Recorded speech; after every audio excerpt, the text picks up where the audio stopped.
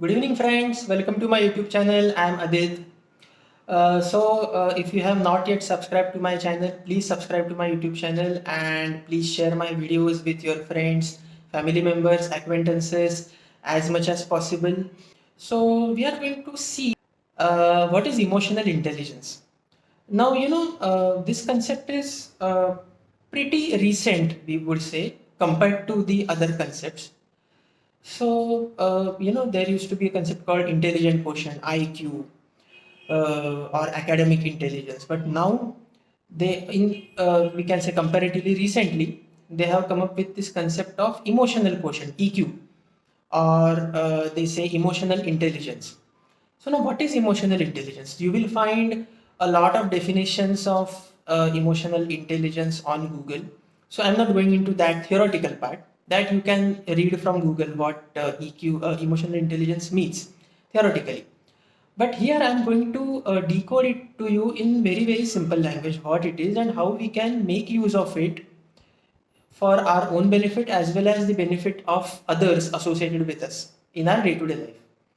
So, to simplify it, emotional intelligence is nothing but your ability to understand your own emotions as well as the emotions of the other people. That's it. That is emotional intelligence. How good you are at understanding and managing your own emotions as well as understanding the emotions of the other person. That is emotional intelligence. Now, I will tell you why it is so important to have this ability or to develop this ability. Now, for example, if you are, say, at a workplace and you are working in a team and you see or you observe one day that your colleague is somehow disturbed emotionally.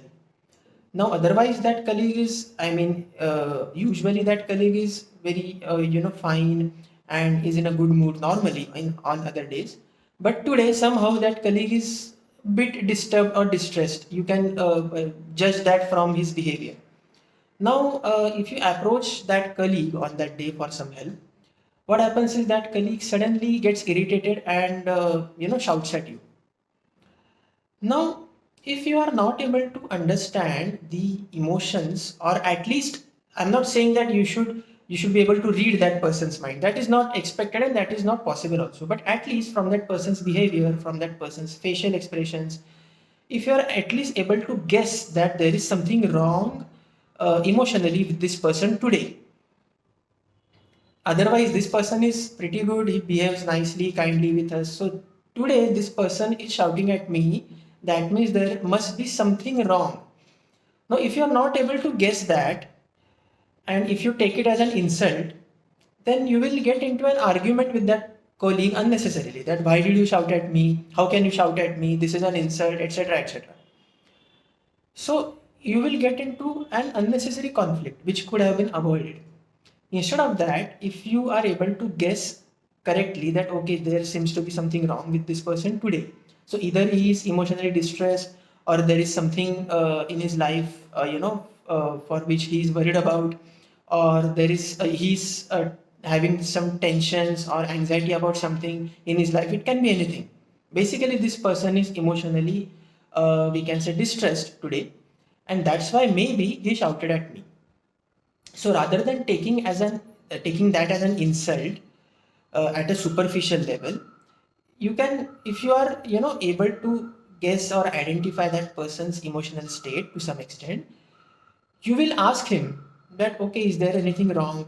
Why it seems that you seem to be distressed or disturbed emotionally since today morning. So is there anything wrong? Is it possible for you to share that with me? Can I help you in some way if you are comfortable with it? So just as an example, I'm saying that if you are having that ability, which is normally, this ability we normally refer to as empathy, right? So if you are empathetic enough to judge or identify that person's emotional state to some extent, you can try to render help from your side. It may happen that that person may not be in a position to share his personal matters with you. That's okay, but at least you will be in a better position to identify that person's emotional state, and that person will also remember later on when he's stable emotionally, say after 1 or 2 days, that oh, I shouted at this person, but this person treated me very kindly and nicely, and even he wanted to help me. So this will help establish a trust between you and that colleague. So this is just an example I'm telling you, that how being emotionally intelligent, or how developing this ability of putting yourself in other person's shoes, helps you build and establish and maintain the good and positive interpersonal relationships. Now this applies to family settings also. In family also, it might happen that some one of the family members might be disturbed because of some issues in his life, his or her life.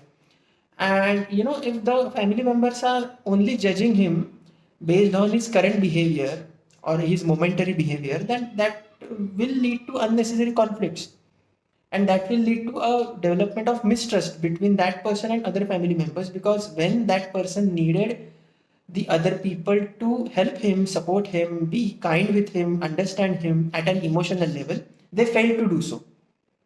So that will lead to building up of mistrust. If this is happening over a period of time, again and again, if the family members are not able to understand how this person is feeling, and not only for a specific person, with each other I am saying. So every member of the family should be able to understand each other's emotions or emotional states or changes in the emotional states, at least to some extent.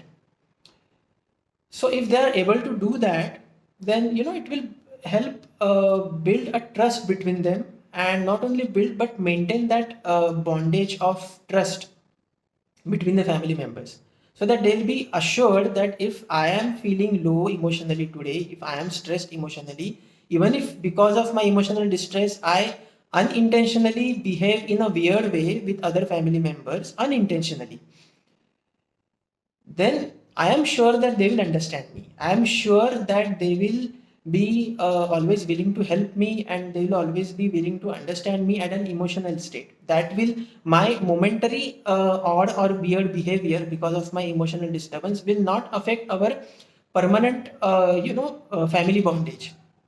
If everyone in the family is assured of this trust between the members at an emotional state, then that will really help to create a very very very positive and very light and very happy environment in the family. So, this is one aspect, like, interpersonal relationships in your family, at workplace, at other places. Of course, that is the most important part of our life. And if that is getting better because of our ability to understand our emotions as well as ability to understand others' emotions, that is going to be a great aspect of our life. And second part, which I feel personally, which is great about having emotional intelligence, is that you feel very much good about yourself. Suppose I am having a very good emotional intelligence, and I am very good at recognizing my emotions as well as the emotions of other people, and that is helping me build a very good contact or very good relations with everyone else, everyone around me, be it in family or outside. Then that gives me a very good sense of, you can say, a feeling of completion, a sense of emotional well-being, a sense of self-esteem, a sense of we can say better life satisfaction, we can say. And it also helps to reduce the chances of developing any psychological problems like depression or anxiety or excessive worry. Because for example, if everyone in the family is uh, being kind and emotionally supportive towards each other, then there are very low chances that members of that family will develop psychological problems like anxiety disorders or depression or mood disorders, etc., because they are receiving the necessary emotional help and necessary emotional assistance at their family level only. They don't need to seek it outside from a psychiatrist or from a psychologist or from people outside. If they are getting that primary level of a basic level of emotional attention and kindness from the family members, from the other members of the family, then there are very low chances that even if that person has a person or a member of family is passing through some difficult times emotionally or stressful times emotionally, that there are very low chances that that person will eventually develop a psychological problem. So that emotional intelligence or having a good emotional intelligence is very crucial for having a good quality life and having a good personal satisfaction also.